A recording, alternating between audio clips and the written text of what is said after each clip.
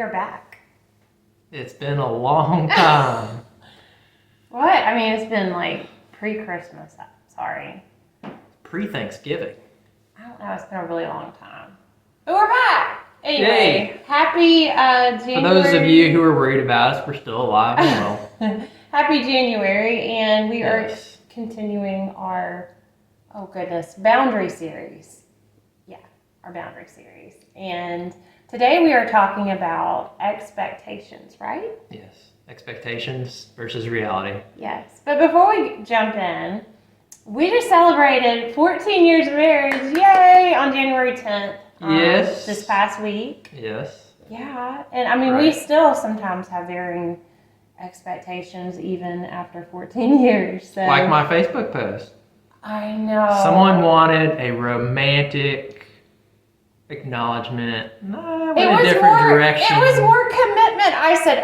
I said, Adam, that was awesome. It was really good, like commitment focused. But there's the triangle. We go through there's commitment, and then what about the passion angle? There was no passion in it, and I was like, oh yes. So I was, but it was awesome. And two, I said, well, we have moments of arguments, but I didn't want you to look like our whole marriage was we don't one fight big all the time. Argument, You gotta sleep sometime. Come on. Okay, moving on. Anyway, we are comical. This really is us. We are comical. So, expectations. We're a good one on this because we have a lot of different expectations. Oh my gosh, yes. Well, we'll just read the definition of it and we'll just go from there. Okay. So the definition of expectation, a strong belief that something will happen or will be the case in the future. Mm-hmm. Anticipation, the degree of probability that something will occur. Yes. So females have a long list of expectations. Mm-hmm. And two, then if you have the temperament, like I said, I have a very strong romantic heart. My personality is very idealistic, which means I have a lot of high expectations. And what were you saying? We bring in our expectations before into a relationship. We have a set of expectations that we bring in, right? Yeah, we all have an idea of, what your husband or spouse, what we expect them to do, when we enter into marriage. And a lot of it probably comes from our childhood. Upbringing. What our parents, did for each other when, we were younger. We see that as an example. We have that ideal going into marriage. Maybe your mom cooked a lot, when you were growing up, and she had dinner prepared. And I'm sorry, actually, husband came home. That's not actually my strong. I'm not really the best. I like to bake a lot. I don't really cook a whole lot. But you've lowered your expectation on that. Lowered my expectations, just the cooking. But yeah, your mom. Here's some cheese and celery. Your mom's an amazing cook. Yeah. She makes some really good spaghetti. She does. I'd probably be pretty fat by now if Jenny cooked like that. No, she makes healthy stuff too. No, she does. Yeah. It was good. Really, really good. Anyway, she's a good cook. So I like to bake. But anyway, okay. So expectations. Yeah. So we both have expectations, but what happens is disappointment, right? Happens when an expectation is not met. Right. And usually that comes from not communicating those expectations. I think what you just said was huge. Expectation and communication is huge. Because if you look at even the definition, and sorry to jump in, but yeah, if you look at the definition, like it says a strong belief that something will be the case or happen in the future. Well, we don't need to be a bunch of mind readers because we're going to keep missing each other. We just have to eventually come to that place where we come and have that intimate conversation instead of just being mind readers, because a lot of times females just want guys to read their minds as to what they want, and it's just never going to happen. It's never going to happen because we're built so differently. Right. But when I actually come to him and I say, hey, this is what I expected. Oh, okay. Then we're in a place of connection, a point of contact, of realness, instead of just floating expectations without communication. You know, we all have our different, you know, ideas that we bring to the table. And, you know, unless we communicate these expectations or ideas, we look to the spouse and we're thinking, well, you should have known. Well, I love that. You should have known. That you should have known. Right? Can't you just see it with the attitude? You just, you know, you should have known. Focus on what can I think she's thinking of right now.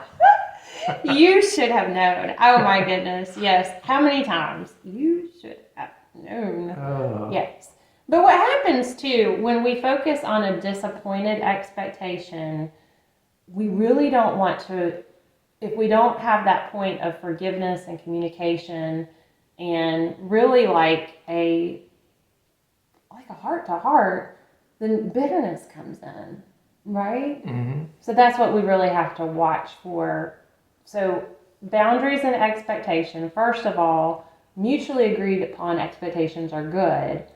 But when those fail, we don't need to like just dwell on it and reframe how we view our spouse. I think that's the big danger.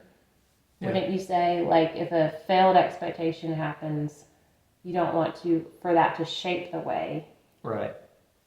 You know, a lot of times we think, well, they should know to do this, or, you know, they should want to do these things. Mm-hmm. You know, and a lot of it may go back to love languages, right? Yeah. You know, and if we're not communicating those love languages maybe on a more frequent basis, you know, just to remind people, you know, hey, you know, as you know, quality time is important to me. So this weekend, I really hope that we can find some time to do something, set aside some time this weekend to spend some time, just you and me. I love it. How you know. Connected. Quality time. Just make your intentions known. Make your intentions okay. known. Would you rather, yes. you know, spoiling a weekend or an evening, you know, hoping that someone's going to know what's on your heart, you know, just communicate. It's not yeah. But expectations, which you said was connecting the expectation with the need and the love language is huge. Yes. Because a lot of times when we're really upset, the communication, I love how you just did this. It's rooted in a need, right? Mm-hmm. So we've got to tap in. What is that person's need? What is their love tank need at that moment? Because really, arguments happen on the surface. It's like, oh, here's the failed expectation, but are we getting to what that root need is? So that's so good. That's so good. So anything more on expectation? I have a gentlemanly expectation. This guy opens my car door still after all these years. And so I just kind of wait and he circles around even after 14 years and opens my car door. But because that was communicated, you know, I know how important that is. Yeah. When I used to, before Adam, when I used to go on dates, if someone didn't do that, there would not be a second. My mental note was to always do that. So, you know, I think we can be real hard on our spouses by expecting them to just always know what to do in every situation. Right. Then harping on them or, you know, being upset with them when that expectation is not met. Turning that inward attitude to bitterness.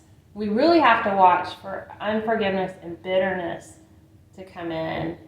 So, okay, this is kind of funny. Can I give my flower example here? Yeah. All right, it's fun. So I have this thing, like every time we go to the grocery store, I get a little bundle of, not every time, but almost every time, I like to get a little bundle of fresh flowers.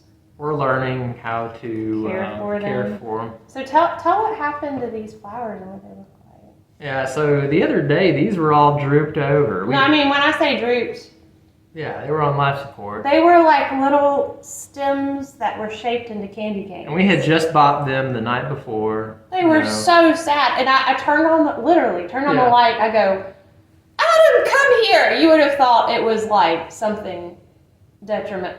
Yeah.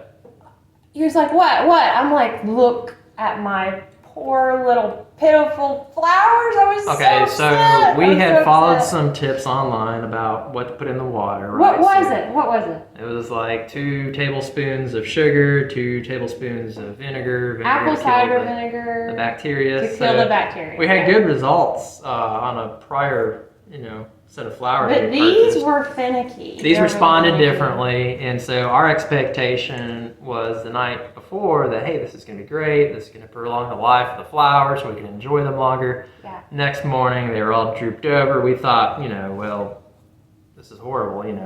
We got shammed. We spent some money on these flowers, and the next day this happens. But guess what happened? We took them out. They were too crowded. They were in a whole bunch of other junk, right? And so then we put them in their own little vase with fresh water and the food that was prescribed. Took out all the clutter, right? So what does this symbolize? Took out all the clutter in our life. Of all the disappointed expectations, that's isolated. That's making your marriage droop, right? Yes. Clean the clutter. Clean the clutter. Well, we apologize for the rabbit trail that we're going off to, but anyhow, here's the better expectations and communicating those needs to each other so that we can have more harmony. I think we interrupted each other the whole time. See y'all again next time. Bye. Bye.